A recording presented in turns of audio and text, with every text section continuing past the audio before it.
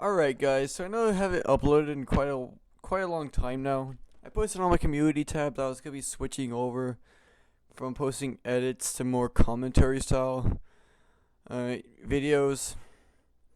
So one thing that's been on my mind recently is the ongoing situation with Mr. Beast and T-Series. So those who don't know, there's been like kind of a war happening between them. Sub-battle war. And currently Mr. Beast is winning since he's already taken over T-Series as #1 subscribed YouTuber.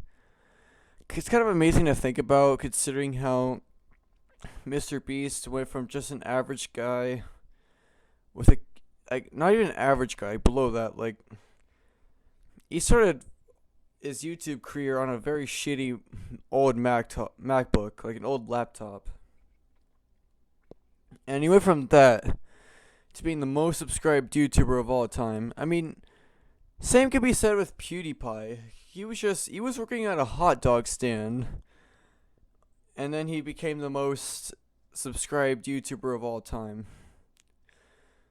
But this was, however, was back in the old days of YouTube, where YouTube was run by the creators, None of this corporation bullshit was on YouTube. And it was all kind of back in the old days of YouTube, from around 2005 to 2018, YouTube was a wild west. People were funny back then. They could be themselves, say what they want. They were edgy. There's countless YouTubers I can name.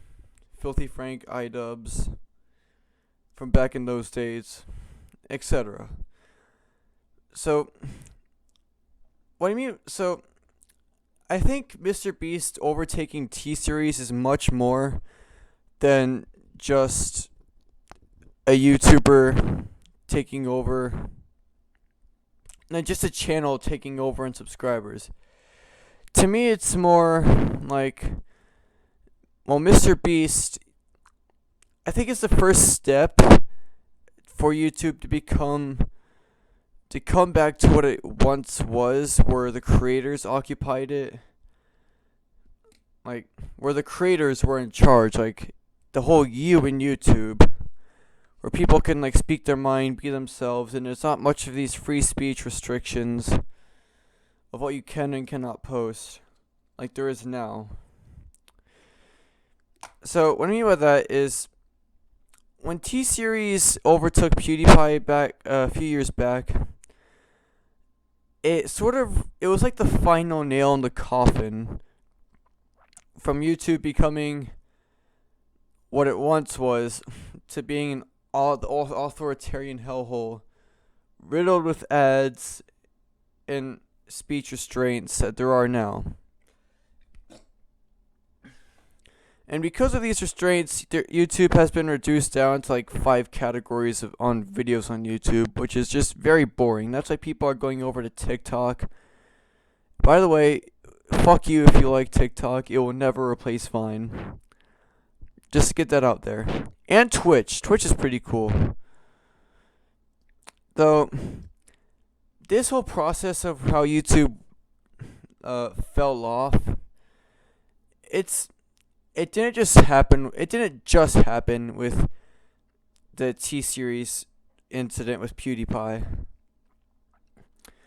Where this can be traced back this can actually be traced back to the very beginning of YouTube, in a way. Back in around early 2010, there was once a time where gamers couldn't make money off of YouTube because video games are considered licensed material you couldn't make money off of. However, these corporations like Machinima and the Game Station became partnering gamers, which served as a middleman for gamers, so they can actually make money on YouTube. Yet, however, the big corporations ended up fucking everyone over in the end. It's a whole story. You can do more research on your own. Bandicam has a time limit. I don't have time to explain it. But anyway, that was where the roots of where this problem with the corporate YouTube began. That's the root. And it later became more enhanced when YouTube was bought out by Google. And so YouTube was still a cool place back then. But that was also the second straw, the second tick that led us to becoming where we are, right now. And so then what happened is in 2016, the YouTube in 2016 could be described as a war zone where people were coming out, having beefs with each other, etc. Same with 2017 YouTube.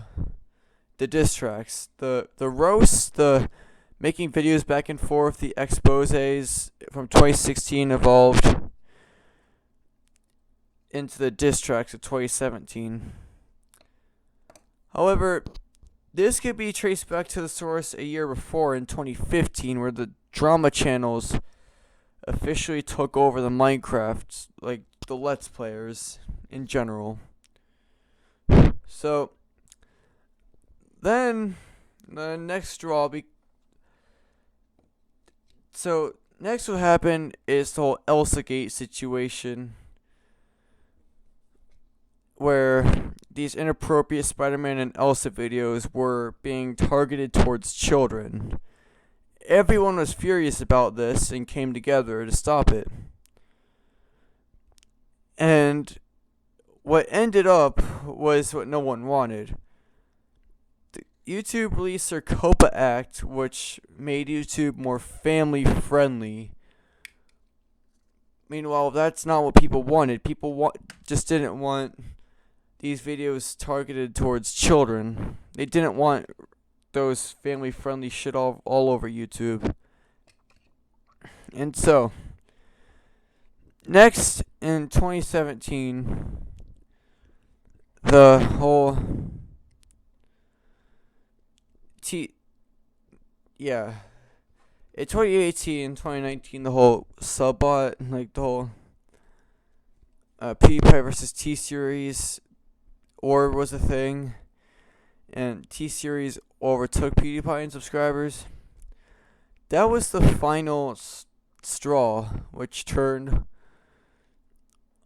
YouTube from being creator-centered to more corporation-centered. Now, YouTube tends to change their policies and actions to whoever has the loudest voice. And who has the loudest voice in this situation is the one with most subscribers, that being T-Series and all the other corporations. Mr. Beast overtaking it, regardless of whatever you think of him. It's going to be the start, I believe, of YouTube being more creator-centered. Anyway, that's just my whole opinion on the whole situation. I hope you guys enjoyed. This is my first commentary style video. I hope you enjoy. Leave a like, comment, subscribe, and I'll see you in the next one.